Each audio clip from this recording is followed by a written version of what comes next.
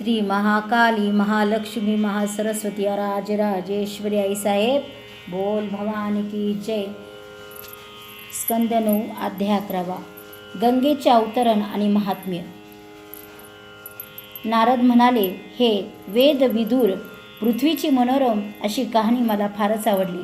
आता मला गंगेचा वृत्तांत सांगा. सरस्वतीच्या शापामुळे ती भारतात आली, पण त्यासाठी निमित्त काय घडले? कुठल्या युगात व कोणाच्या प्रार्थनेवरून ती खाली आली? तर अशी ती पापनाशक व पुण्यदायक कहाणी मला सांगा. नारायण म्हणाले, वत्सा नारदा, फार पुरातन काळची ही कथा आहे. प्रसिद्ध अशा सूर्यवंशात सगर नावाचा एक राजा होऊन गेला.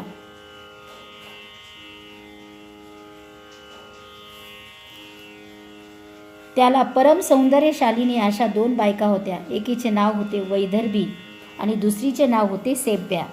तिच्या पोटी एक रूपसुंदर मुलगा जन्माला. त्याचे नाव होते असमंजस. दुसरी राणी वैदर्भी हिने पुत्रप्राप्तीसाठी श्री शंकराची आराधना केली व शंकराच्या वरदानामुळे ती गरोदर झाली. 100 वर्षानंतर ती प्रस्तुत झाली व मांसाचा एक पिंड बाहेर आला. 100 वर्षानंतर मांसाचा एक पिंड बाहेर आला फक्त. असे पाहताच तिला अत्यंत दुःख झाले आणि ती शिवाला शरण जाऊन वारंवार आक्रोश करू लागली. त्यावेळी ब्राह्मणाचे रूप धरून शंभू प्रगट झाले आणि त्यांनी त्या मांसाच्या गोळ्याचे 1000 विभाग केले. मग त्या प्रत्येक विभागातून एक एक पुत्र उत्पन्न झाला. ते सर्वच पुत्र ग्रीष्म ऋतूतील सूर्याप्रमाणे तेजस्वी होते. पण पुढे दुर्दैव असे की कपिल मुनीच्या शापाने ते जळून भस्म होऊन पडले. या घटनेचा परिणाम असा झाला की राजा सगर पुत्रशोकामुळे राज्य सोडून रानोमाळ भटकत राहिला. त्या समयी गंगेला आणण्याकरता असमंजसाने उग्र तपश्चर्या करण्यास आरंभ केला.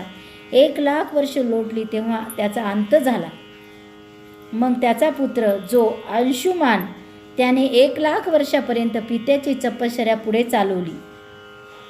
त्याच्या मुलाने, असमंजसाच्या मुलाने अंशुमान, शेवटी तो सुद्धा मरून गेला. नंतर त्याचा भगवत भक्त असा सद्गुणी पुत्र भगीरथ नावाचा होता. त्याने तपश्चर्या पुढे चालवली. तो मोठा वैष्णव होता. अशी आणखी 1,00,000 वर्ष निघून गेली तेव्हा अतीव तेजस्वी असा श्रीकृष्ण त्याच्यासमोर प्रगट झाला. 16 वर्ष वयाच्या त्या 2 हाताच्या कृष्णाचा वेश गवळ्याचा होता. हाती मुरली होती. स्वच्छामय परब्रह्म असा तो पूर्ण पुरुष असून त्याच्या अवतीभोवती उभे असलेले मुनिजन आणि हरिहर व ब्रह्म त्यांची स्तोत्रे गात होते. निर्लिप्त साक्षी रूप, गुणातीत व प्रकृती वेगळा असा भक्तवत्सल श्रीकृष्ण असतमुख होता. त्याच्या अंगावरील वस्त्रे अग्नीप्रमाणे झळझळीत अशी तेजस्वी होती. शरीरभर रत्न जडित अलंकार होते. भगीरथाच्या अंगावर रोमांच उभे राहिले. त्याने हात जोडून आपली इच्छा सांगितली तेव्हा श्रीकृष्णाने गंगेला आज्ञा दिली की तिने सरस्वतीचा शाप भोगण्याकरिता त्वरित भारतात जावे व सगरपुत्राचा उद्धार करावा. तिच्या पाण्याला स्पर्श करून वाहणाऱ्या वायूच्या स्पर्शाने ती सर्वजण कृष्णाप्रमाणे रूप धारण करून दिव्य विमानात चढून वैकुंठात प्रवेश करतील आणि त्याचे अनुचर बनून नित्य राहतील आणि त्यांना पुन्हा कर्म भोग चिकटणार नाहीत. नारदा, वेदांचे वचन असे आहे की भारतात जन्मलेल्या कुणा मानवाने कोटी जन्मापर्यंत जरी पापचरण केले असले तरी गंगेच्या पाण्यावरून वाहत येणाऱ्या हवेच्या केवळ स्पर्शानेच ती पापे नष्ट होतात. गंगेच्या किनारे लागणारे लोक, गंगेचे दर्शन व जलस्पर्शाने पुण्य 10 पटीने वाढते. नुसत्या स्नानाने सुद्धा ताबडतोब पापे नष्ट होतात. तर मग विधीपूर्वक जर स्नान केले तर 100 कोटी जन्मातील ब्रह्मा ते सर्वच पापे जाणून बुजून केलेली असोत नाहीतर नसोत, अजानाता घडलेली असोत किंवा नाश पावतात, ती सुद्धा नाश पावतात. पर्व काळी केलेल्या गंगा स्नानामुळे मिळणाऱ्या पुण्याचे वर्णन करणे वेदांना सुद्धा शक्य नाही. तिन्ही देवसुद्धा गंगा स्नानाचे महात्म्य वर्णन करू शकणार नाही. हे नुसत्या स्नानामुळे मिळणाऱ्या पुण्याचे वर्णन आहे. आता विधियुक्त स्नानाचे महात्म्य ऐक. सूर्यसंक्रांतीच्या वेळी म्हणजे सूर्याचे राशी संक्रमण जर स्नान केले तर 30 पट पुण्य मिळते. अमावस्येच्या दिवशी केलेल्या स्नानाचे फळ तेवढेच असते. वर्षाच्या दक्षिणायच्या काळातील स्नानाचे फळ त्याच्या दुप्पट म्हणजे 60 पट असते आणि उत्तरायणात केलेले स्नान त्याच्या 10 पट पुण्याच लाभ होतो. एवढेच पुण्य चातुर्मास्य पौर्णिमा अगर अक्षय तृतीयाच्या मुहूर्तावर गंगा स्नान केल्याने मिळते, किंबहुना जास्तच मिळते. स्नानासह दान केले तर पुण्य अनंत मिळते. मन्वंतर तिथी, युगारंभ तिथी, मंगल, माघ शुक्ल सप्तमी, भीमाष्टमी, अशोकाष्टमी व श्रीरामनवमी या दिवशीच्या गंगा स्नानाचेही पुण्य मोठे आहे. नंदा नामक तिथीच्या दिवशी केलेल्या स्नानाचे फळ त्याच्या दुप्पट असते. दसरा म्हणजेच विजयादशमीच्या दिवशी स्नान तेवढेच फळ देते आणि नंदा अगर महावारुणी मुहूर्तावर केलेले स्नान चौपट फळ देणारे आहे. महावारुणी वेळेचे स्नान तर पट फळ देते. चंद्रग्रहणातील स्नान तर पुण्यकारक आहेच, पण सूर्यग्रहणातील स्नान त्याच्या 10 पट फळदायी आहे. अर्धोदय नावाचा योग असतेवेळी केलेले स्नान तर 100 पट फळ देते. नारदा, देवाधिदेव हरीने गंगा व भागीरथ या दोघांना एवढे सांगितले व तो थांबला. तेव्हा गंगा बोलली हे नाथ, सरस्वतीचा शाप व राजा भगीरथाची तपश्चर्या यासाठी मला भारतात जाणे तर आवश्यकच आहे. परंतु एक गोष्ट सांगा की पातकी लोक माझ्यात स्नाने करून पापमुक्त होतील हे खरे, पण मग मी त्या पापाभारात मुक्त कशी होईन आणि किती काळापर्यंत तिथे राहिल्यानंतर मी पुन्हा इथे? आपण तर अंतर्यामी आहात, त्यामुळे माझी मनोकामना आपणच जाणतच आहात. भगवान विष्णूने उत्तर दिले की हे देवीश्वरी गंगे, मी सर्व जाणतो, म्हणूनच मी असे जे सांगणार आहे ते ऐक.